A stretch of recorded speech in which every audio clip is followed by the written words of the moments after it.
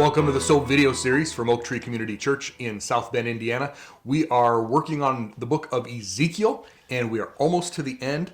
We have a couple of weeks left here, and everything from this point forward, I know we're going to review real quick, but everything from this point forward, we're looking into the end times. Okay, so we have to keep that in mind because where Ezekiel is in his life is dealing with the immediacy of the fall of Jerusalem, and this stuff is mostly going to be about the return in the tribulation and the which second is future coming to us, let and the alone him. millennium. Right. Yeah. So there's a lot of future events, a lot of end time stuff yet to come here in the book of Ezekiel, including some stuff that you're like, I know I've heard this before, but I never would have been able to find it. Yeah. It's in Ezekiel. Yep, there it is. So last week we continued talking about many of the nations that God was going to judge when Israel fell and what was going to happen to them, right? Mm-hmm. And God just keeps saying, "Then they will know I am the Lord." And this applied to Jerusalem and applied to these nations that were being destroyed too. Yeah. And God is paying these nations back because of their sins against Him and Israel. But like you said, this week we go back to Israel.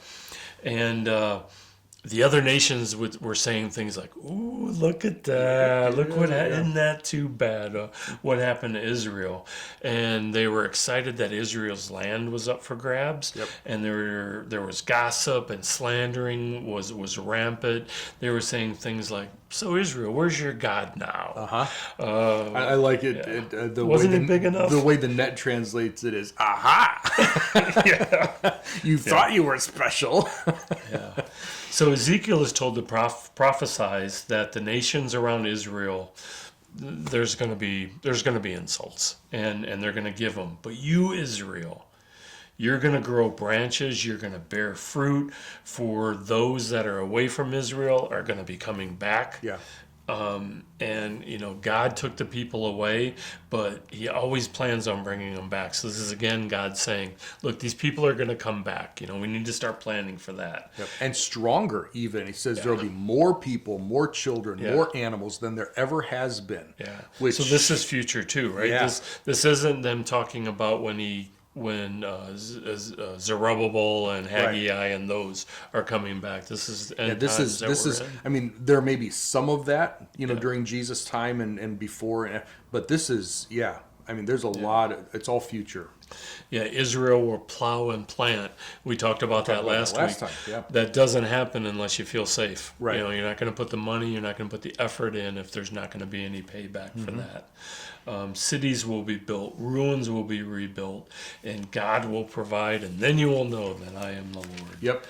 And then God says, little throwaway, "Oh, and by the way, I'm going to stop the other nations' insults." So He doesn't let Israel off the hook, though. No, there's a quick reminder, isn't there? When you were living in your own land, you defiled, the Israelites defiled it with their actions. Yeah. God poured out His anger because blood was shed and there was idols, and He keeps going back to. He has gone back to those 2 points time after time after time. He's just nailing it again. Yep. So He scattered the people across the nations, and when they got to the nations, the Israelites there then profaned God's holy name in those nations. Yeah, right. And so God's reputation was tarnished, and this is why God is doing what He's doing. Yep. And God's saying, "I'm not doing this for you. I'm doing this for me. I'm acting to save my own reputation." And we've talked about this. God has talked about that, and it's again him saying that. Mm-hmm. And He's telling Israel that they need to be ashamed. Yeah. And they need to be embarrassed by their behavior. Yeah, they should be. Then God talks about a future redemption. Yes.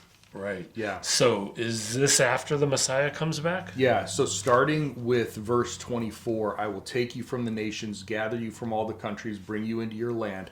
And then He lists some things that are part of the new covenant. And the new covenant, according to Jeremiah 31, is a replacement for the old covenant, the Mosaic covenant, which they didn't listen to anyways. They completely destroyed. And there are some spiritual things that are going to happen, but there are also some physical things. This stuff hasn't happened yet, but phrases that some people are aware of: I will remove the heart of stone and give you a heart of flesh. I'll pour my spirit on you. These are all new covenant things that are for the nation of Israel, not just individuals like, when someone is saved today. Yeah. Well, I was going to make sure of that because you said they there a couple times. So this isn't for Christians. Yeah. This is for Israel. Correct. This is for Israel. The new covenant is going to be made with Israel when they come back into their land in the millennium. Right. So this is all in the millennium. Then you will obey my statutes and carefully obey my regulations. Yeah, that's not happening today. That's not even happening in the church today and half the time, right? But there are also some physical things. When the curse is removed from the ground, it's going to grow things better than it has, since Eden. The animals we're going to be able to get along with animals and stuff, and you can see that in the rest of this chapter 36 here. Yep. So when we get into 37, there's a couple prophecies in here, and the first one is called dry bones, which is another one that some people may recognize. Yeah. So we know that this is a vision because it says it's a vision in the first verse. It doesn't mean that we need to interpret it any differently. We should still take a literal, grammatical, historical approach to these verses. Right. So we take the text at face value, understanding that there can be some grammatical or historical differences where we may need to adjust. But Ezekiel is placed in a valley that was full of dry bones. Yep. It doesn't even say that it's in Israel at this point. I don't know if he even knows where he's at. But Ezekiel was told to prophesize over the bones and say, God is about to infuse breath into you and you will live. So he's literally talking to bones here. Yeah. He will put tendons and muscles over you. He will cover you with skin. He will breathe life into you, and you will live. Mm-hmm. So in other words, he was bringing these people back to life. Yeah. I went to zombie movies. when you read it, yeah. And it's like, okay, they're not zombies. Zombies, but right. the idea of somebody coming back from the dead, which, of course, when we talk about redemption and when we talk about the rapture, and then the resurrection. The resurrection's going to happen. Yeah. This is putting the thought behind it, where people will get new bodies. Right. Bodies will be rebuilt. Yeah, and it's just a different visual. Again, you've emphasized this is a vision, right? So things can happen in visions that we're not going to necessarily see, here, right? So Ezekiel did prophesize and say the bones will come together and be rebuilt into a body, but at this point the breath hasn't happened. Yeah, so he's watching it happen. The bones come together, but then it's just a body lying there. And it makes me think of Genesis chapter 2, where God fashioned a man, and then he had to put the breath of life into it. Yeah, so for whatever reason, there seems to be two actions here, right? Yep. Ezekiel was then told to prophesy about the breath. He did, and the bodies came to life, and it was a great army. Great army, yeah. So verse 11 tells us that this is the house of Israel. Yes. Right? So there's no question about, well, maybe it's this, maybe it's that. No, it's interpreted for us right here. Yeah, so Ezekiel says, prophesies to Israel, I will open your graves, I will raise you up, I will bring you to Israel, then you will know I am the Lord. Yep. And so when is Israel, when will these, we'll call them Old Testament saints, when will they be resurrected? How do we place this on the timeline? Right. So the rapture is for Christians. Right. Church saints. Church saints. Right.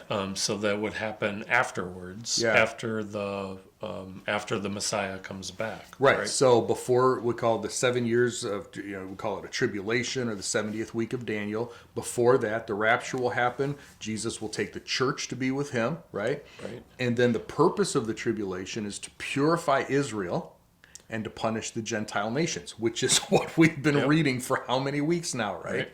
Yep. And then Jesus comes back, rescues Jerusalem, and then before he establishes the kingdom, the millennium, we have the resurrection of Old Testament saints, which is prophesied here and in Daniel 12, and the resurrection of tribulation saints, people who were saved during the tribulation and then killed.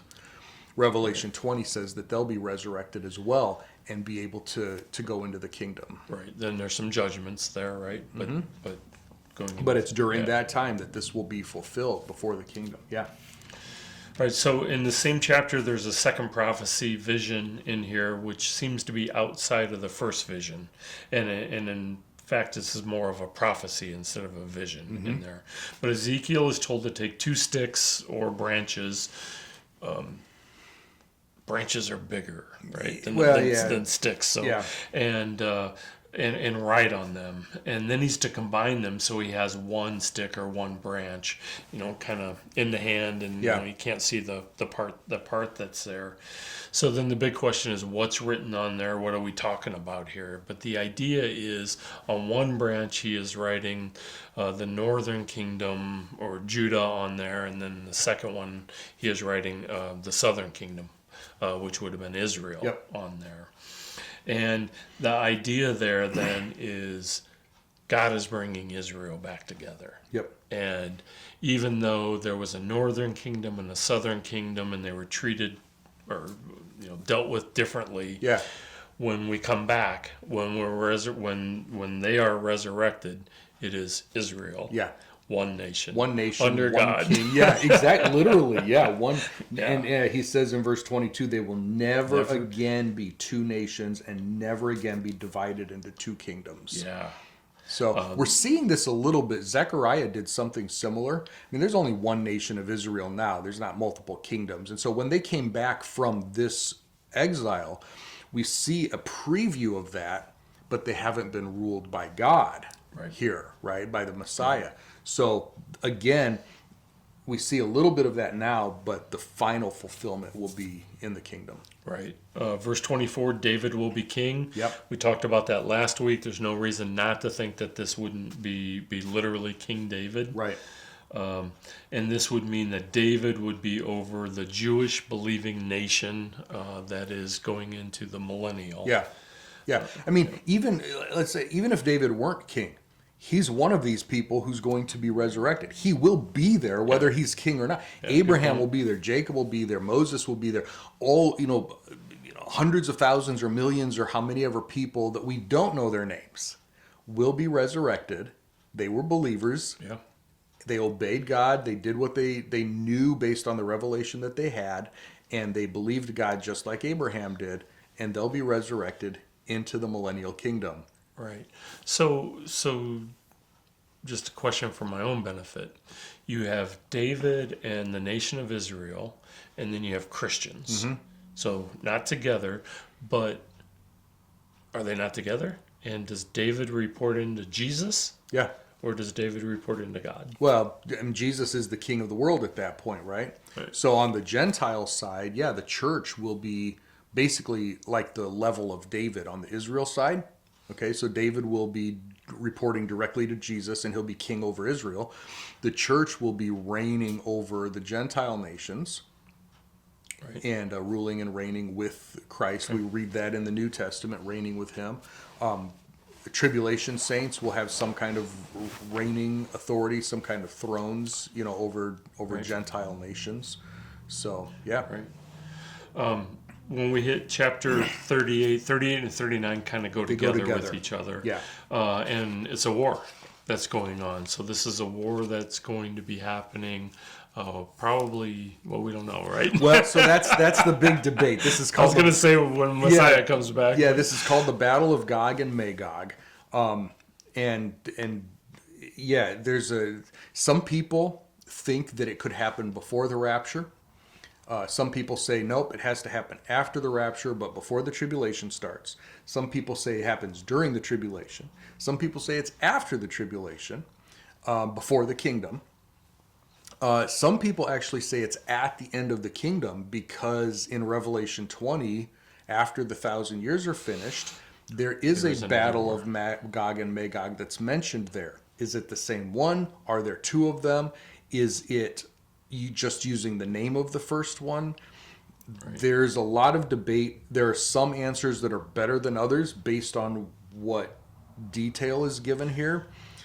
But anyone who says it has to be this, I'm a little wary of that. Yeah. You know? So let's talk about, you said how big the army is. So the opposing army is going to be massacred. And the size of the army is big enough to supply Israel with wood for 7 years. Yeah. I don't know how many people there are, but this is a lot of wood that we're talking about. So fuel, right? Fuel Yeah. for fires. Yeah. So some people look at that and say, okay, hold on a second. Wood, yes, if you're talking about chariots and spears, right? Yep. But what if you're talking about other types of modern ammunition that could be fuel for fire? What about nuclear? What about other stuff, right? You know, gasoline and Might everything. be, there's nothing predicating it's not this. Right. What, you know, it's sort of like what John saw in the Revelation. He's trying to describe what he saw based on the knowledge that he has. Here, Ezekiel is trying to describe what he saw based on the knowledge that he has, right? So we have to be really careful. But what we can say is that there will be fuel, whatever that fuel source is, Right. wood plus other things maybe, Right. For 7 years. that lasts for 7 years. Yeah. Which is one of the reasons we look and say, oh, well, if it's at the end of the millennium, there aren't 7 years before we go into the eternal state, right?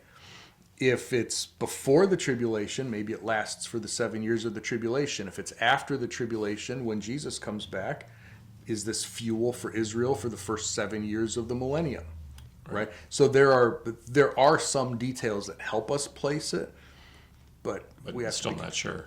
Yeah. It says that they'll be burying dead bodies for 7 months. 7 Right. months. So again, when will those 7 months take place, right? It's one thing to say there's enough fuel for 7 years. Does it literally say that they will actually spend 7 years using it, or it's 7 years worth of fuel? But to say they will take 7 months to bury the bodies, you have to have 7 months. Right. And it also sounds like they're active during all those 7 months. Yeah.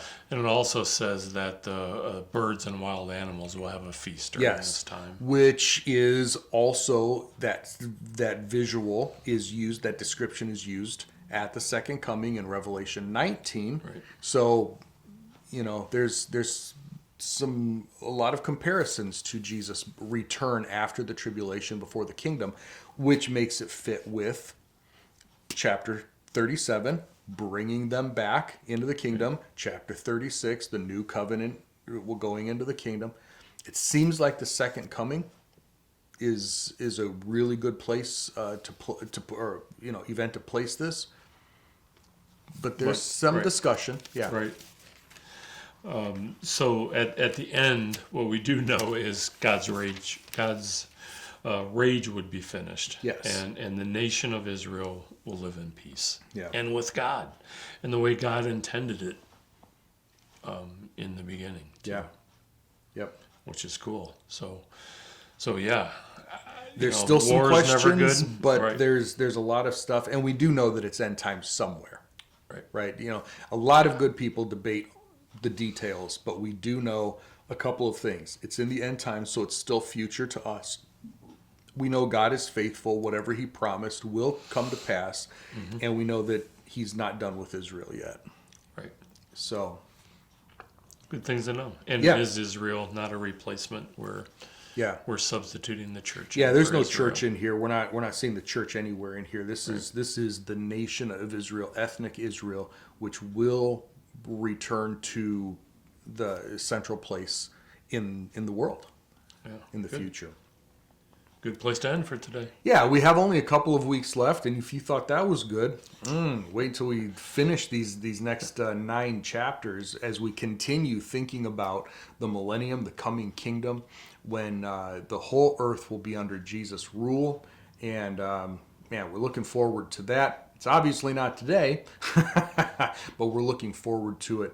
And if you have your own ideas as far as, you know, maybe you've studied this passage and you say, oh, here's what I think, man, we would love to hear that. Pop those in the comments or shoot us an email or let us know. Or you say, wow, I've never seen or heard this before, or it's been a long time. Could you explain? Yeah, absolutely. We'd love to do that as well. We'll pick up here in starting in chapter 40 next time as we look into more detail about the kingdom and the millennium as we finish up toward the end of Ezekiel. Yeah, should be fun. Yep, absolutely. See you next time. Bye, everybody.